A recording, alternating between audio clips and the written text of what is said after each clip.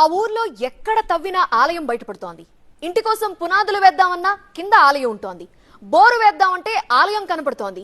బావి తవ్వుదామంటే శిలలు శిల్పాలు చేతికొస్తున్నాయి. టోటల్ గా ఆ ఊరే ఓ ఆలయాల పుట్ట. ఇది భూలోకమా దేవలోకమా అనే భావన కలుగుతోంది. అమ్మ ఒడిలో నిద్రపోతున్న చిన్న పిల్లాడిలా ఉండే ఆ గ్రామం ప్రకృతి పెంచుకుంటున్న పెద్ద కొడుకులా కనిపిస్తోంది. ఇంతకీ ఆ దేవభూమి ఎక్కడుంది? ప్రస్తుతం అక్కడ కనిపిస్తున్న కష్టాలేంటి? ఈ గ్రామంలో అడుగు పెట్టగానే పురాతన ఆలయాలు దర్శనమిస్తాయి. ఒకటి కాదు, రెండు కాదు, వందలాది విగ్రహాలు కొలువై ఉన్నాయి. ఇక్కడ ఎక్కడ తవ్వకాలు చేపట్టినా పురాతన వస్తువులు లభ్యమవుతున్నాయి.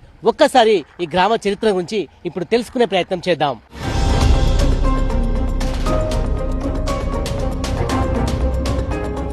కరీంనగర్ జిల్లా కేంద్రానికి 9 కిలోమీటర్ల దూరంలో ఉన్న ఈ గ్రామం పేరు నగునూర్. ఇక్కడ ఒకటి కాదు, రెండు కాదు, ఏకంగా 400 ఆలయాలున్నాయి. కాకతీయుల కాలం నాటి ఈ గ్రామం ఎంతో ప్రత్యేకమైంది. ఈ గ్రామం చుట్టూ కొండలుండటంతో ప్రకృతి ఒడిలో సేదతీరుతోందా అనే భావన కలుగుతుంది. ఇలాంటి కొండలుండటం వల్లే ఆనాటి కాకతీయ రాజులు నగునూరు కేంద్రంగా పాలన కూడా సాగించారు.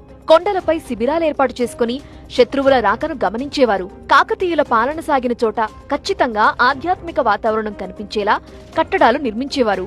కాకతీయులు పరమ శివ భక్తులు కావటంతో నన్నూరు అని పిలువబడే నగనూరులో శివుడి ఆలయాలతో పాటు నంది విగ్రహాలను ప్రతిష్ఠించారు. ఆలయాల ఎదుట భారీ ధ్వజస్తంభాలు, సొరంగ మార్గాలు ఉన్నాయి. నాటి చరిత్రలో ఈ గ్రామాన్ని నగనూరుగా పిలిచేవారు. ఇప్పుడు నగ్నూరుగా పిలుస్తున్నారు. ఈ ప్రాంతాన్ని కేంద్రంగా చేసుకుని కాకతీయులు పాలన కొనసాగించారు. ఎంతో భక్తిభావంతో వందలాది ఆలయాల్ని నిర్మించారు. కానీ ఇప్పుడు ప్రభుత్వ విధానాల కారణంగా ఆ ఆలయాలన్నీ కూడా కాలగర్భంలో కలిసిపోతున్నాయి.